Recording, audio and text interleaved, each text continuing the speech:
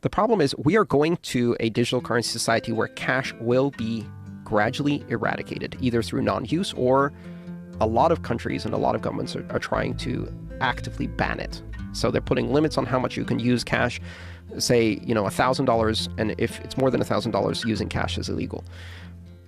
When we go to this society, we have to really think about the implications. Do we want a society in which our digital money is under complete surveillance and complete control, where if you go to the wrong protest, or if you support the wrong political campaign, or if you make a payment to the wrong person or receive money from the wrong person, suddenly your money disappears. It's no longer yours anymore. It's frozen, it's seized, it's gone. And someone has control of that. Corporations, banks, governments, and in most cases, there is no difference between corporation, bank, and government, right? And so that's one scenario. And the other scenario is one in which individuals control their money. And it is digital money, but it's digital cash like Bitcoin, where you can pay an individual from one person to another, just like I can with cash today, without any other party getting involved.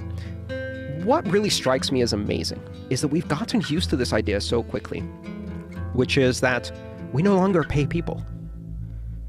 We no longer pay people directly. The less we use cash, the more we pay people through a corporation, right?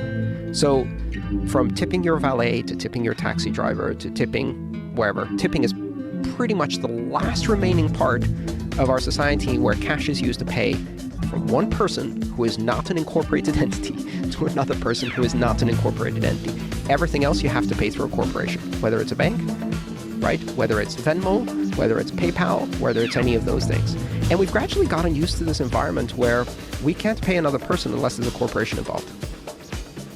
And that's astonishing to me. And as cash disappears, that then becomes a final fact, that every single payment in your life will be from you to a corporation. And that corporation takes a piece of that, every single thing. And not just that, it doesn't just take a piece, it also controls and surveils and monitors your use. And if you violate the terms and conditions, you are destitute. So the issue is not what we have today versus the digital currency of the future or Bitcoin or whatever. It's both futures are digital currency, and in both futures, cash will no longer exist. That is inevitable. We are going down that road, and now we have to choose.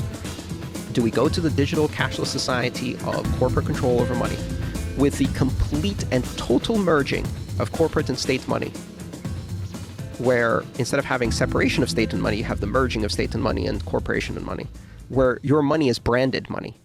You have Chase dollars, you have Goldman Sachs dollars, you have Coca-Cola dollars, right? You have money that is controlled by a corporation. Or do we go down the other future, where we have money that is basically an internet protocol that is completely global, that any person can pay any person, they meet in the streets without any corporations getting involved, just from me to you, digital cash. And that's really it's a less optimistic view, because I'm fully aware of what the other future is, and it's already playing out. And it is in my opinion, a very dangerous future.